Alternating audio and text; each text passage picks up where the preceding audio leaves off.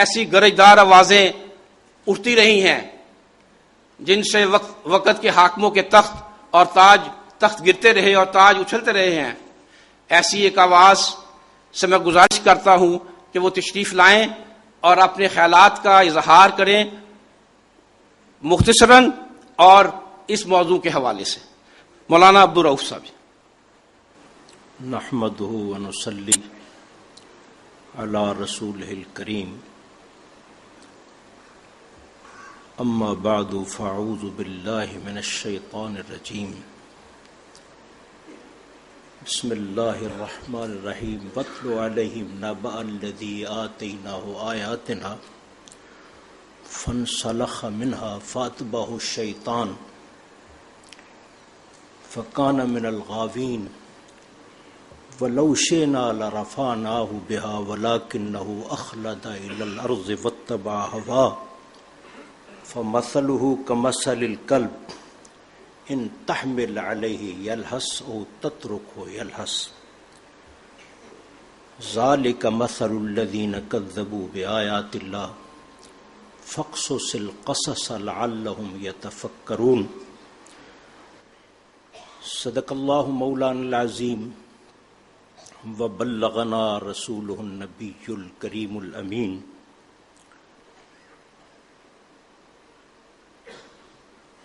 محترم و مکرم بقیت السلف بانی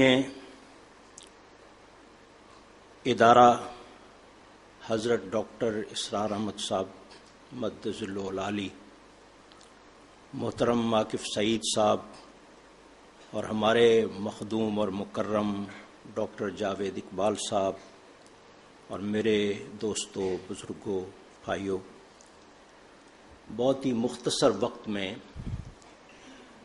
اب آپ کے سامنے اپنی گزارشات پیش کرنے کی کوشش کروں گا. یہ مسئلہ جو آج زیر غور ہے اور جس پر یہ سیمینار منعقد کیا گیا ہے، آپ حضرات کی اس کے ساتھ دلچسپی دیکھ کر تو مجھے معلوم ہوتا ہے کہ ہمیں کوشش کرنی چاہیے تھی کہ یہ جلسہ سیمینار الامراء ہال نمبر 1 میں ہوتا. ایک گھٹن سی جو محسوس ہو رہی تھی، اس میں اس سیمینار کا انعقاد ایک بڑی مبارک فعل ہے. بہرحال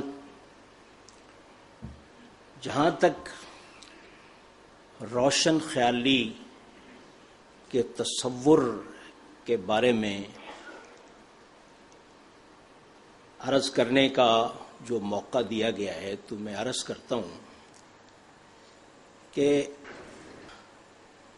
ہمارا یہ عقیدہ ہے بحمد اللہ تعالی کہ اللہ کے نبیوں سے زیادہ روشن خیال اس کائنات میں کوئی نہیں ہوا. اور پھر ہمارے آخری پیغمبر حضرت محمد مصطفیٰ صلی اللہ تعالی علیہ وسلم سے زیادہ اس کائنات میں کوئی روشن خیال نہیں آیا.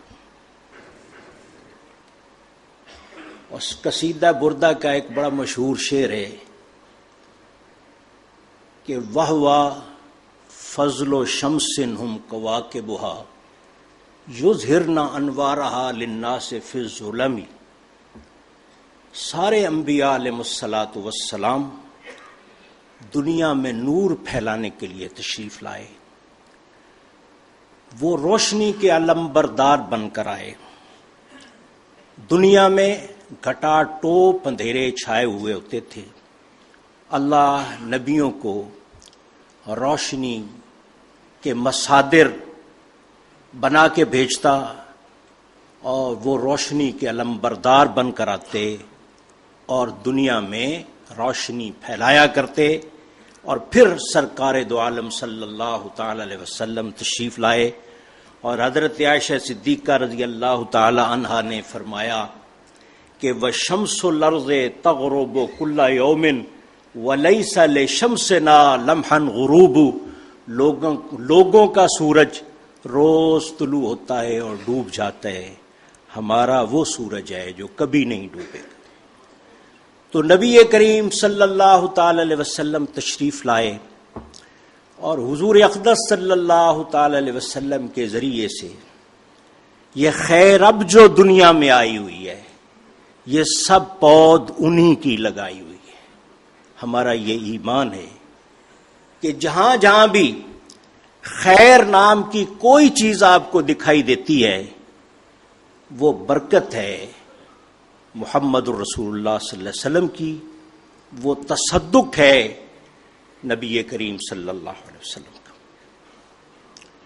اس واسطے ہم یہ دعویٰ کرنے میں بحیثیت ایک مسلمان کے، اور وقت نہیں کہ عقلی طور پر بھی بتایا جائے، لیکن بہرحال ایمان کے اعتبار سے، عقل کے اعتبار سے، ہر اعتبار سے ہم اس دعوے میں حق بجانب ہیں کہ اس کائنات میں سرکار دو عالم صلی اللہ تعالی علیہ وسلم سے زیادہ کوئی روشن خیال نہیں آیا، جبکہ اللہ نے قرآن مجید میں حضور کے بارے میں فرمایا قد جاءکم من اللہ نور و کتاب مبین۔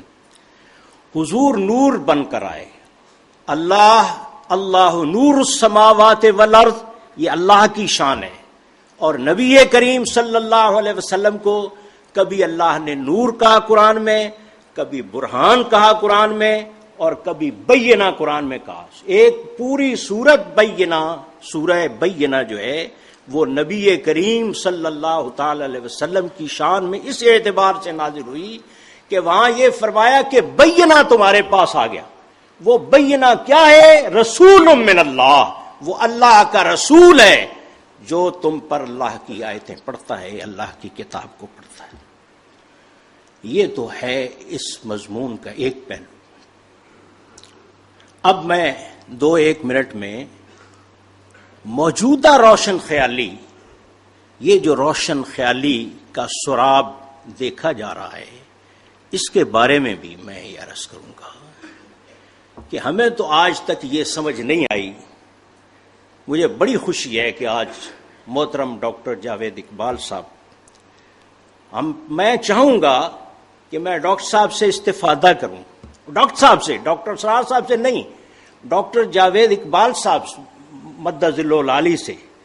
یہ ہمارے ڈاکٹر صاحب کے صاحبزادے ہیں، لخت جگر ہیں، جن کو اقبال نے یوں کہا تھا خطاب کر کے کہ حیا نہیں ہے زمانے کی آنکھ میں باقی، خدا کرے جوانی تیری رہے بے داغ۔ آج خوشی ہے کہ وہ ہمارے درمیان موجود ہے۔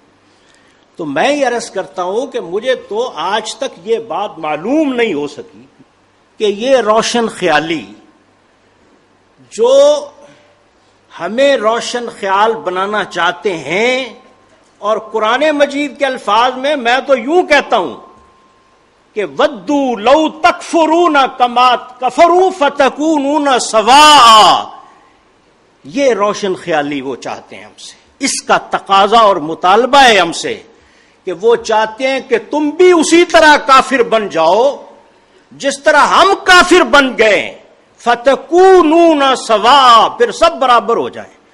جب سب ناک کٹے ہو جائیں گے، جب سب کی ناک کٹ جائے گی تو کوئی کسی کو ناک کٹا تو نہیں کہہ سکے گا نا۔